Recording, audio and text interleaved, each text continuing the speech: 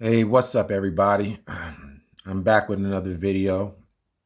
I actually didn't think I would be doing another video on this particular topic, but the madness is still out there, so I feel compelled to continue. Hopefully, this is the last video I'm going to do on this topic. So, with that being said, let's discuss regionality and proximity. I talked about it earlier in another video, but I want you guys to see what we're dealing with, the mindset of some of these New York Ricans. And for those who are new to this channel, we're talking about uh, a gentleman. His name is Dr. Derek Colon. He's a New York Rican who is on this mission to prove that Latinos, or mainly Puerto Ricans, are as essential to hip hop as Black Americans. So we're going to deal with that false narrative, because I definitely don't believe it, because I believe that hip hop would have been created or developed irrespective of Puerto Ricans' involvement.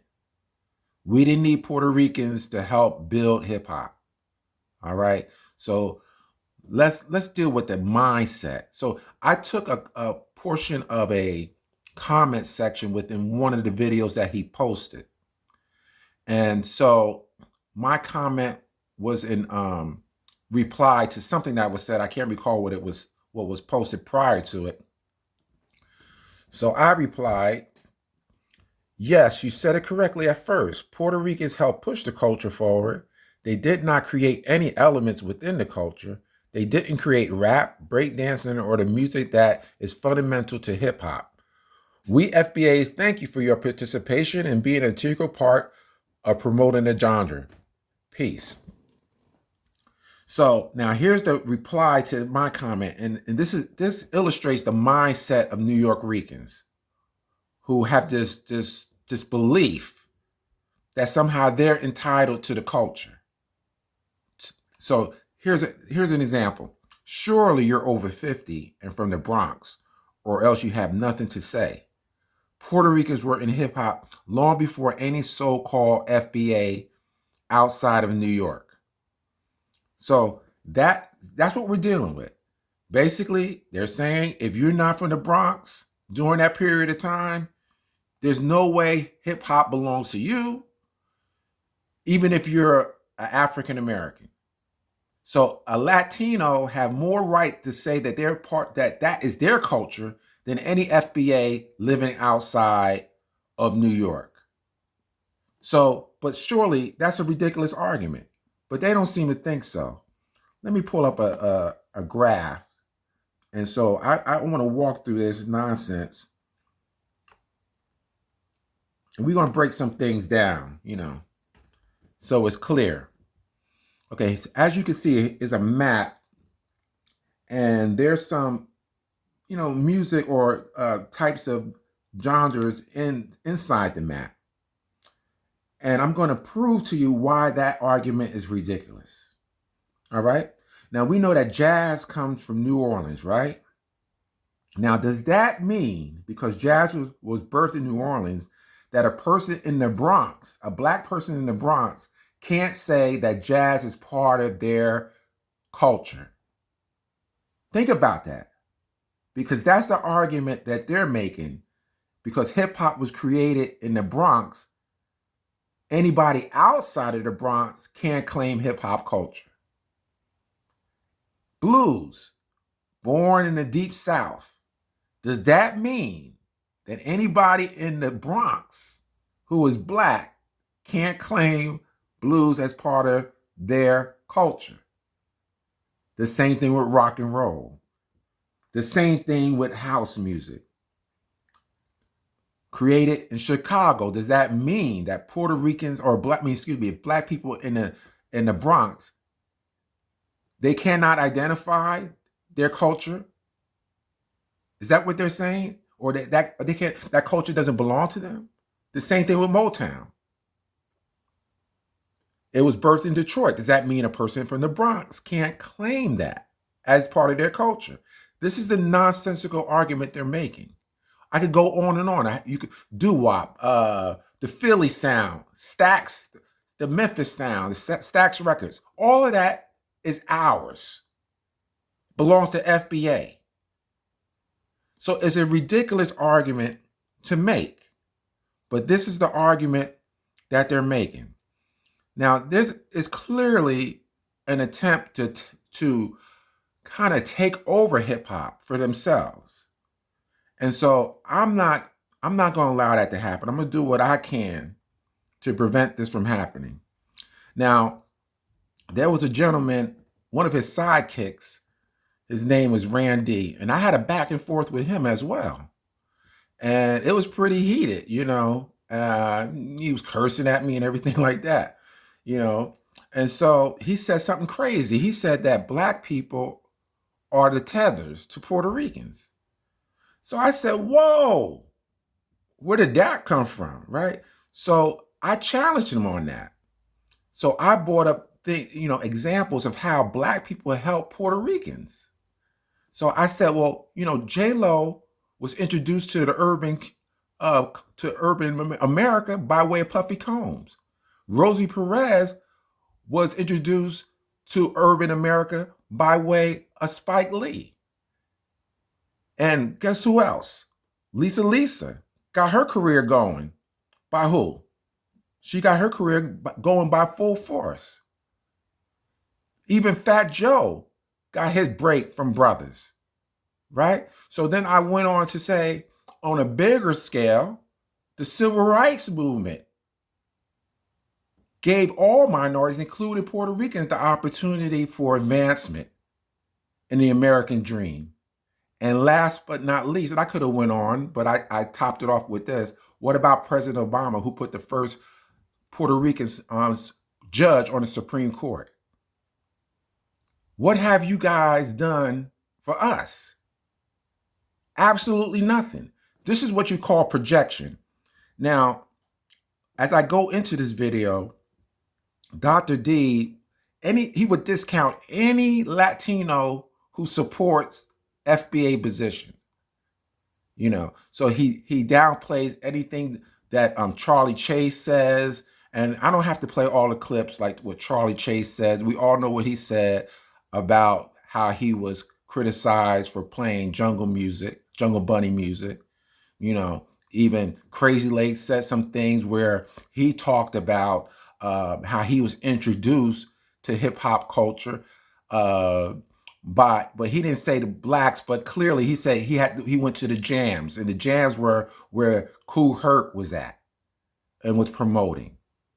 So he don't want to hear nothing like that, or him talking about seeing Moreno style, and we're going to get to that comment a little later.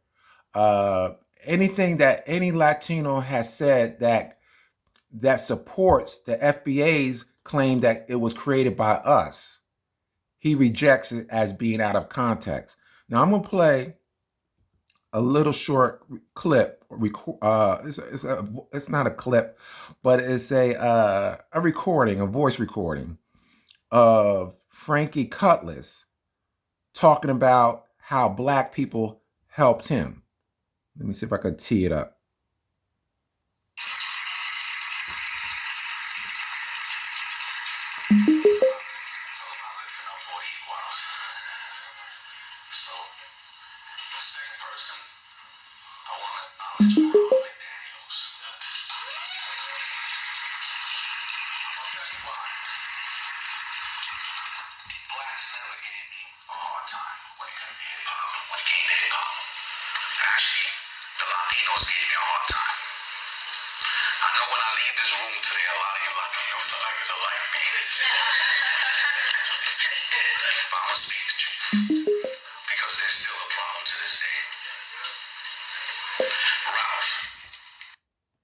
You were the first African brother who played the video Puerto Rico music video box. Funk Master Flex was the first DJ to play Puerto Rico. When I have given copies to a lot of Latino DJs, they looked at me, they said, "You crazy, I ain't playing this." Funk Master Flex and that bum named DJ Red Alert, they were the first DJ to play Puerto Rico. They dared to play it. Ralph dared to play it. He said, "Nah, we're gonna pump this." is we got the Latinos back. So it's kind of a little, sensitive to me when it comes to this whole Latino thing, because I went through a lot with the whole Latino thing. 1997, there's a 2-page article in Source magazine, and we talked about, Latinos. And back then I was very bitter when it came to Latinos, because I seen a lot of the doors, I seen the envy and the jealousy when it came amongst the Latinos. I was getting a lot of love from the blacks, believe it or not. And I have to really say the reason why I'm probably successful today was because of the African American brothers in the industry who believed in me, who said, Latino, come on, you're gonna roll. Funk Master Flex is one of them. He approached me, Frank. So I'm going to stop it right there. So here you have Frankie Cutlass, one of their idols, saying if it wasn't for black Americans, where would he be? And so this whole thing about this black and brown coalition is really just one way. It's really one, is black people helping Puerto Ricans. So who is really the tethers? Who is really the tethers? And I'm not trying to be mean by saying that. But we've always, it's in our spirit as black people to help anybody. It ain't about color, but we don't get that love in return. So that's what we're dealing with. Let me see. Let me move on to another topic. So let me find what this thing I want to talk about real quick. Give me a second, people. Give me a second. I'm trying to figure out where this piece is. Where is it? Okay, it's up here somewhere. One second. Let's go back. Here we go. All right. Okay. Now, it's my opinion that from the outside looking in, I don't know Dr. D, right? But from what I see of him and how he carries himself, he seemed like a nice guy, right? However, his actions tells me a lot about his personality. And to me, he's too proud.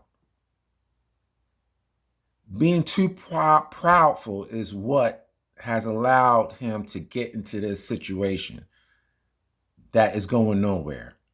So let's define what is too much pride. Not willing to let down your guard enough due to an over-exaggerated perception of self, to the point you might actually keep yourself from personal gain or harm or hurt others. Not willing to give in, selfish, too good to give in due to one's own perception of circumstances, unwillingness to change, insecurity or fear of giving in. No matter what you present to Dr. D, if it doesn't line up with his narrative, he's going to reject it. He asked me one time, because we've been having respectful back and forth, during, commentary on his posts. And he had asked me to call him. And I thought about it, but then I said, you know what? I'm not going to waste my time calling him, because I could tell that no matter what I say, no matter what evidence I present, he is not going to agree with it. So I felt like, you know what? It's better for me to put my thoughts on a video. Maybe one day he'll see it and he might, look at my videos and get my insight on things. Now, also, he presents himself as a Christian man, and that's cool, So, Dr. D, since you're a Christian man, let's see what the Bible says about pride. God hates pride. Proverbs 11:2. When pride comes, then comes disgrace, but with humility comes wisdom.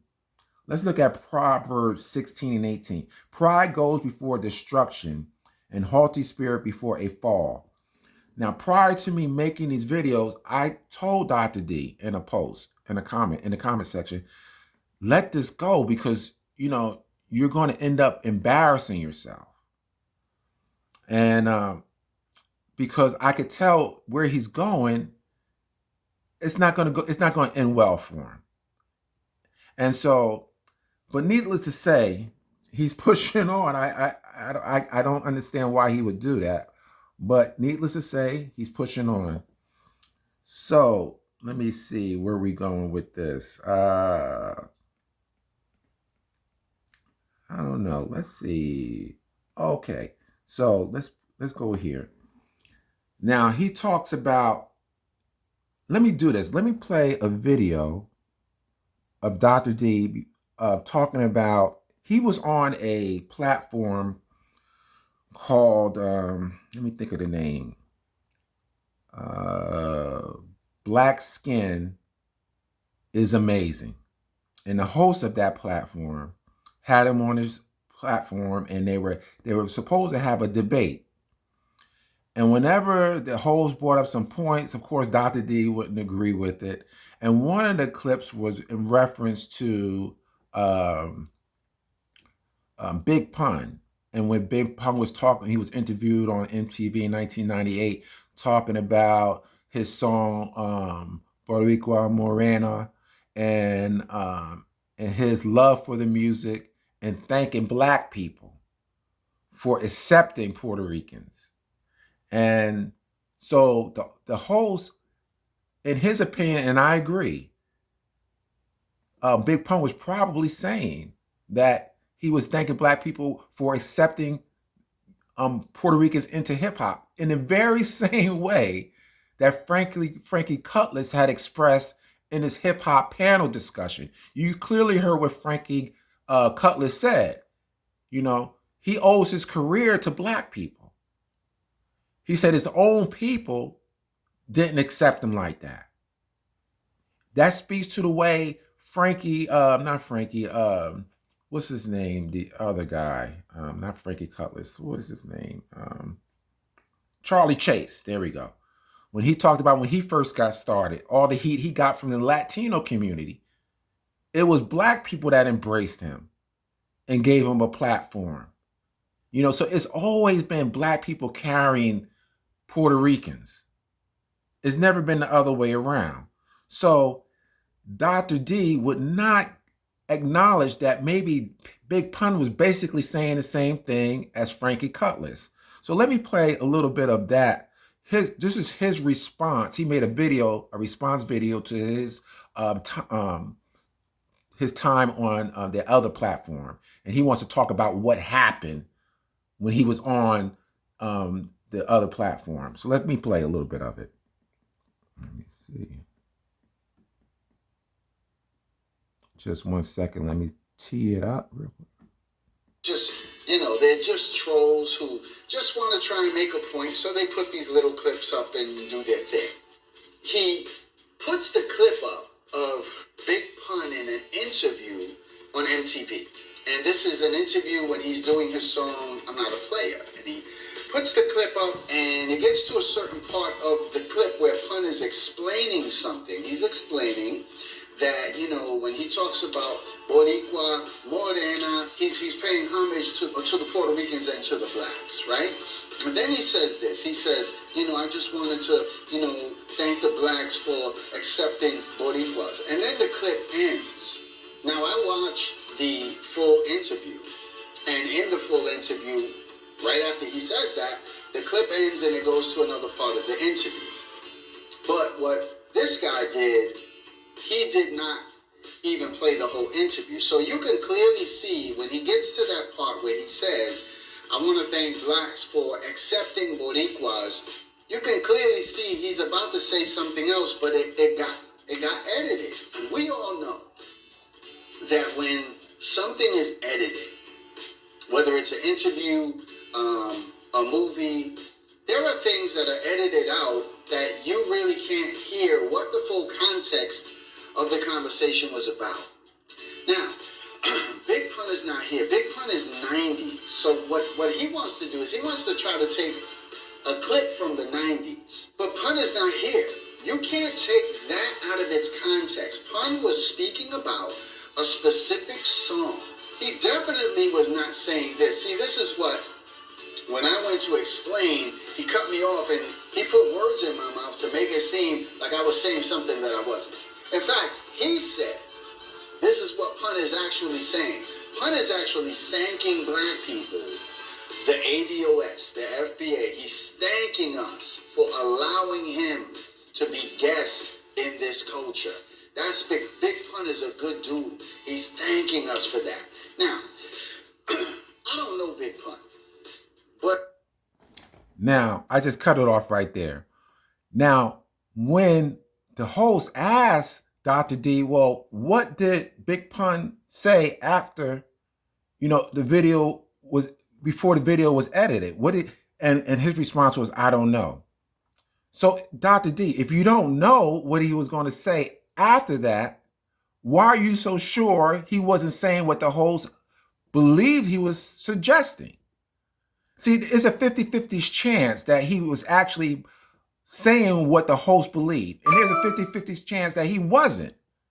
But to totally dismiss it, what he said, you can't even use that clip because we don't know what he would have said afterwards, right?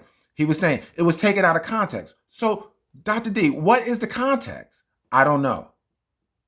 So let me explain to Dr. D. Now, I'm not taking shots at Dr. D, but let's be real here. Dr. D, you said that I think you said you had a master's degree. So certainly you had to write a thesis. You wrote many reports and essays. Surely you had to provide context, right? And if there weren't context, then you would go with what you have. A perfect example, the Dead Sea Scrolls, right? When it was found, it wasn't all intact. There were pieces of it missing. So no one would expect you to decipher what it said and say, well, we can't believe what was said because you don't have the whole script. You go with what you have, right? So if there's no context available, you go with what you have.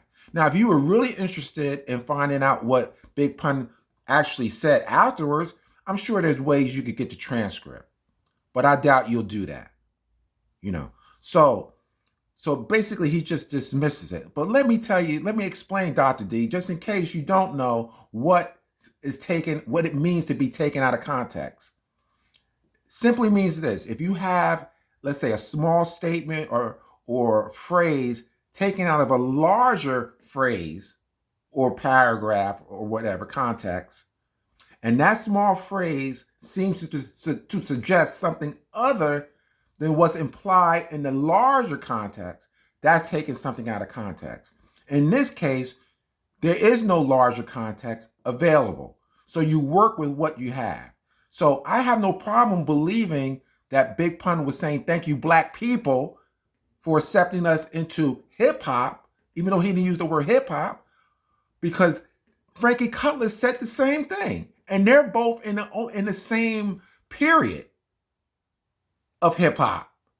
So it was probably the black people helping the Puerto Ricans in greater numbers. So he's appreciative in the same way Frankie Cutlass was appreciative. But again, he doesn't acknowledge that. He says, no, he doesn't mean that. You can't use that clip. Let me play another clip by Dr. D. And this is, I think, let me play it and then we'll talk about it. Hold on. Hip-hop, that's not it. Here we go. That's what trolls do. They take these little clips to make their point, or to try to make their point. Very, very, not a good look. Not a good look. So then he jumps into another thing. Again, right? The trolls have to find poster children. They have to find their poster children to back up their claim.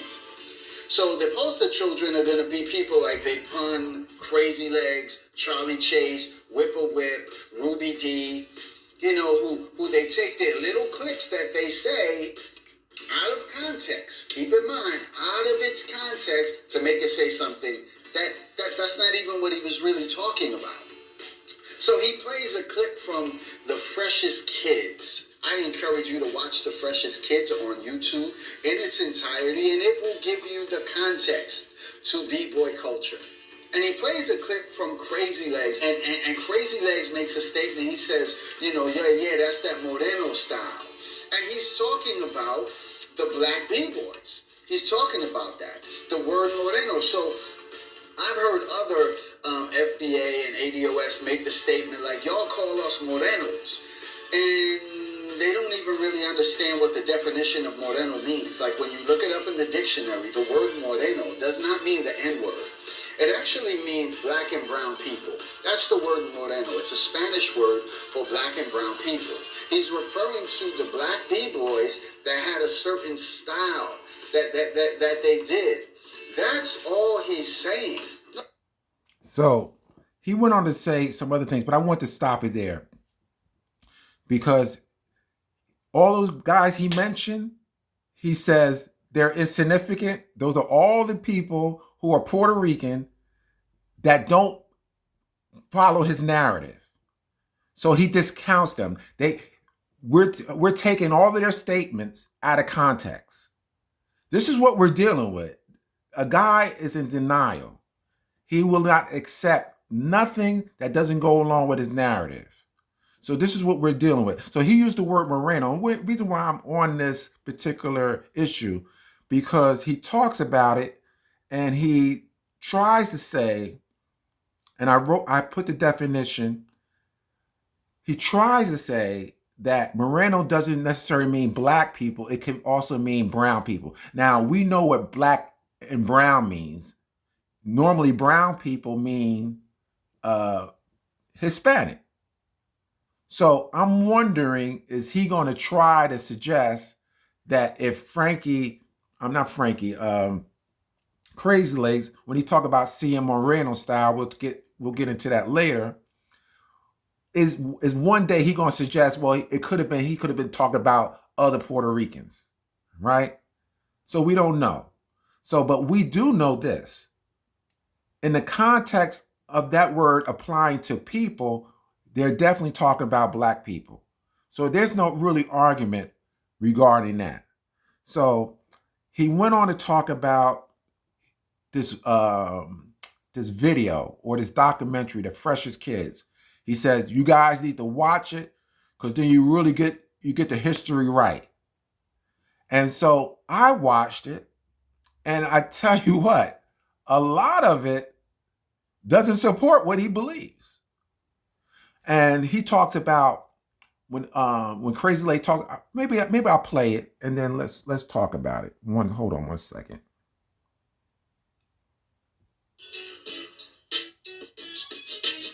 Hip hop has progressed from when it was just B-boys and B-girls and DJs and rappers to now international phenomenon.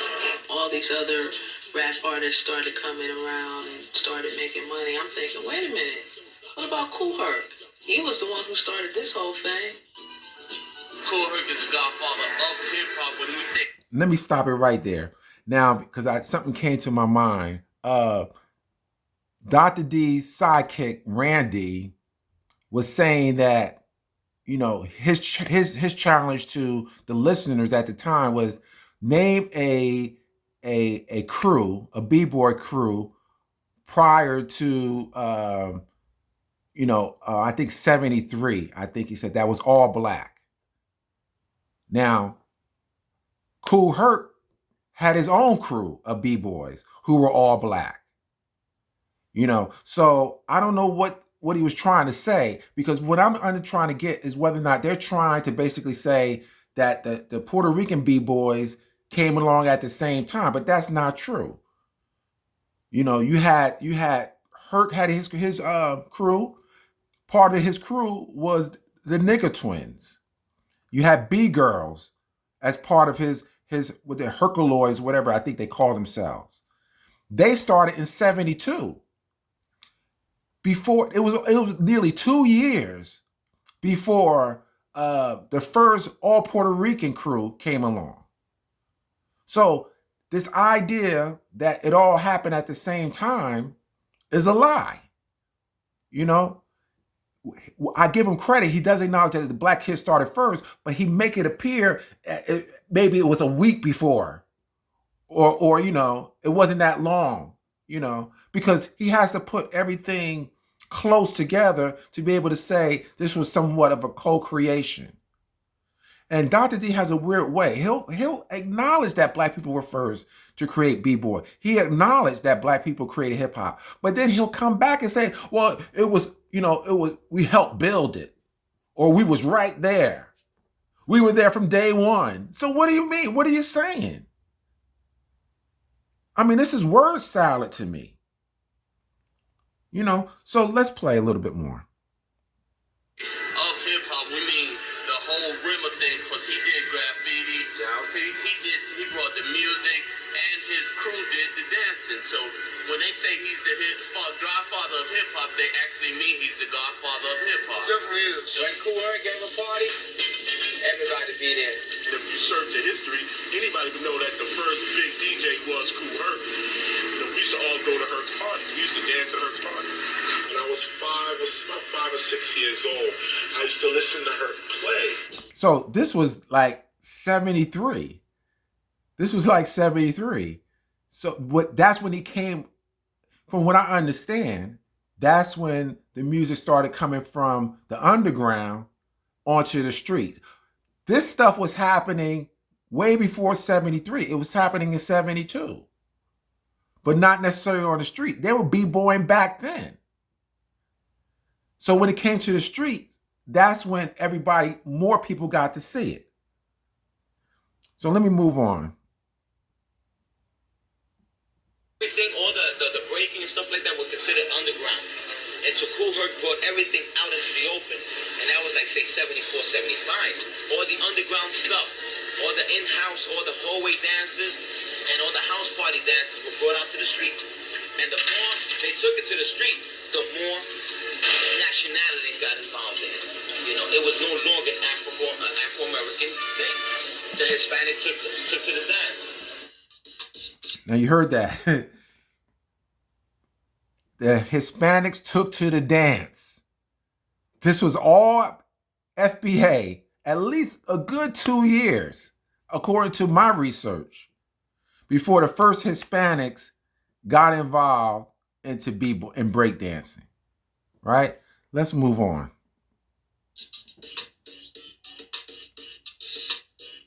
I know for a fact that when I went to some parts, it was registered Puerto Rican dancer breaking. And when they did, it was like, oh shit, check out the Puerto Rican b-boy, A lot of people. Listen to that. He said it was rare when he went to the park. And this is a Puerto Rican talking. It was rare when he went to the park to see Puerto Ricans b-boying.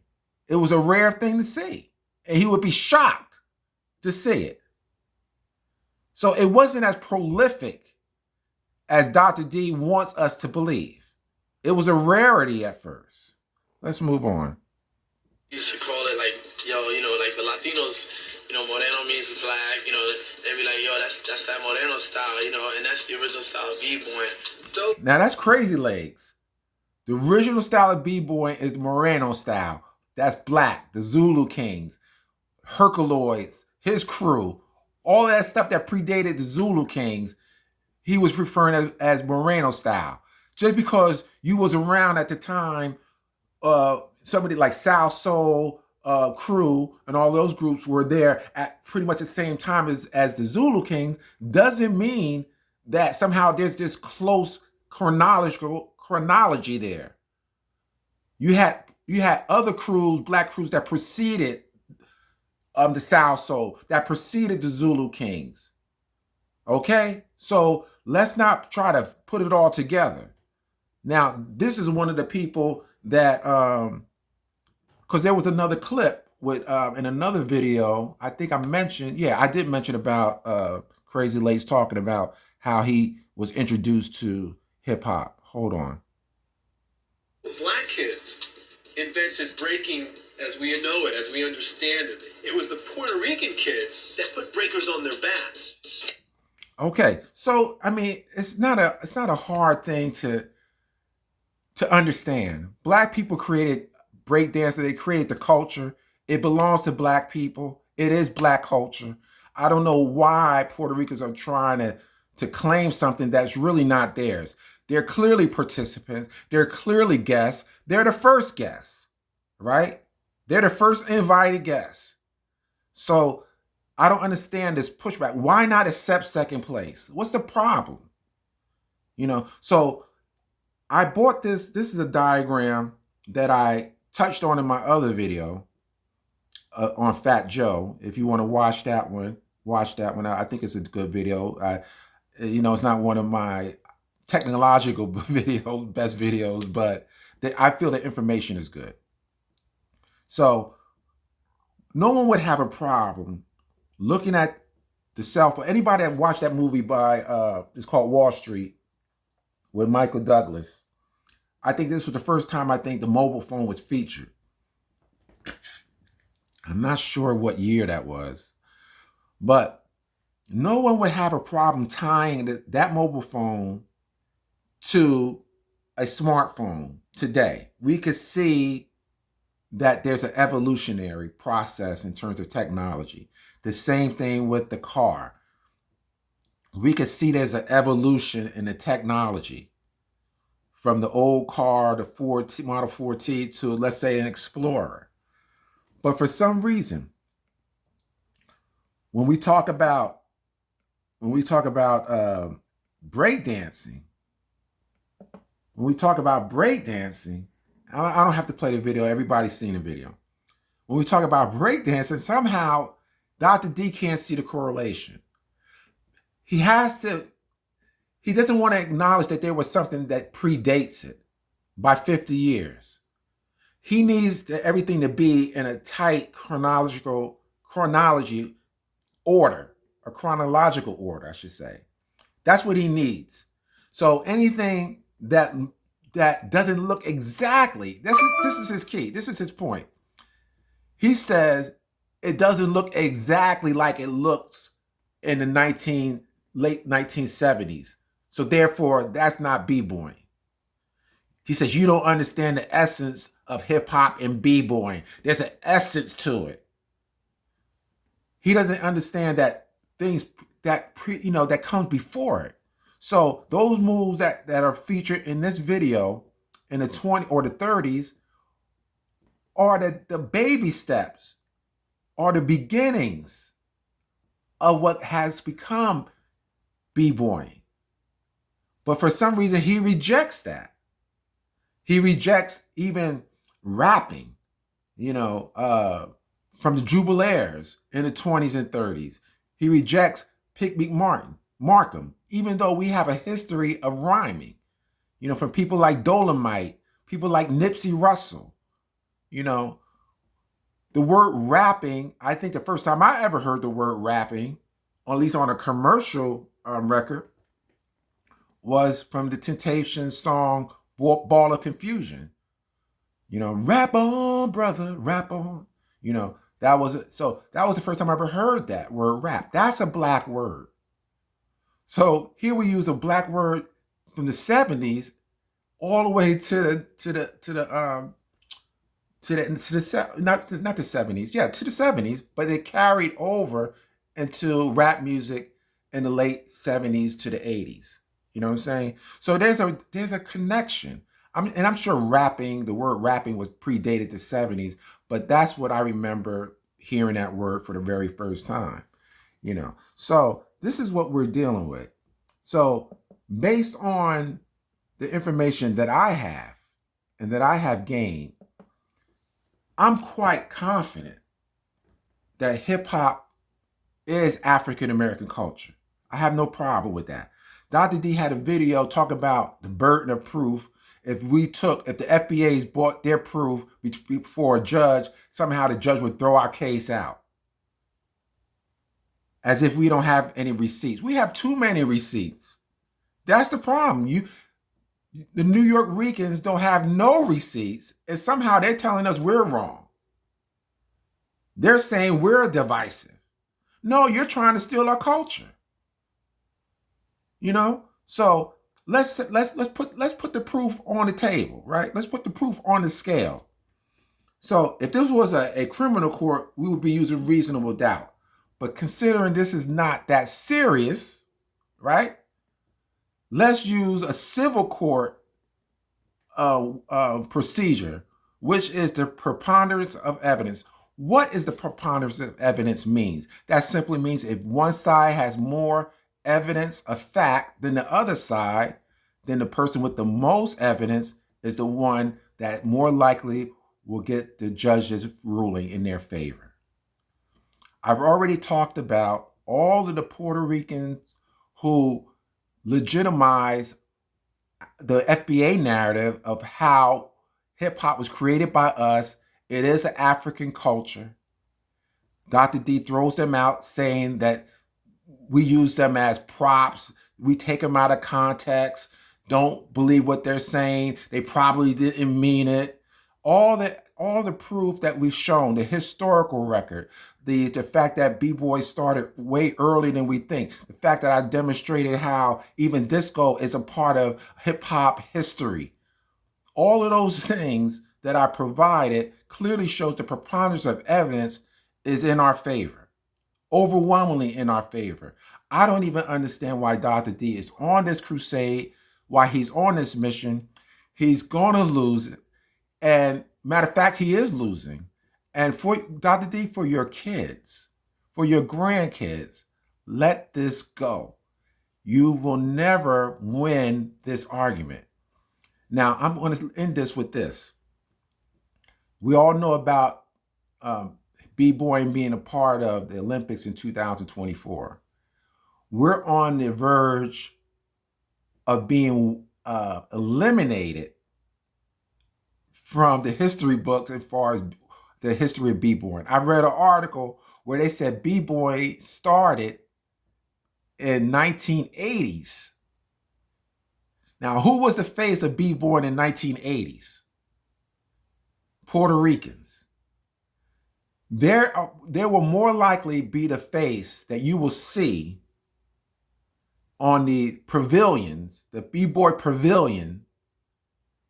I forget I'm not sure where the Olympics are going to be held, but whatever pavilion that particular sport is going to be held at, that face will be a Puerto Rican.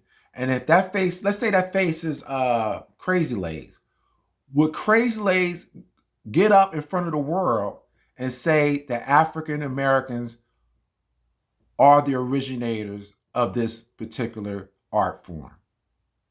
Or will he keep silent? Now, we talk about Black and Brown Coalition, and I was going back and forth with this, with Dr. D's other sidekick, Adriana Casa, trying to say, aren't we brothers and sisters? And I said, hell no, we're not brothers and sisters. You don't know what it's like to be Black. You get to be Boricua one moment, you get to be white another moment, and then you pretend that you're Black when you're trying to move in our spaces and try to take stuff that belongs to us. Like in this case, you don't walk Black every day. So no, we're not brothers and sisters. I don't care if you have a little bit of African ancestry. That does not make you Black. That just means you have African ancestry. And in my prior video, on the Fat Joe video, I deal with that ancestry nonsense that they try to perpetuate to say that they're Black. So enough with that. So with that being said, I'm going to end this video. Like I said, I'm hoping this is my last one. And just stay tuned for the next one. I'm not looking for subscribers. I just want to get the information out. All I'm asking you to do is share. And I'm going to push forward, share and like so more people can get it. And I'm going to just stay tuned. I'm going to produce another video probably next week on almost a similar topic, but not necessarily about hip hop. So stay tuned. Peace out.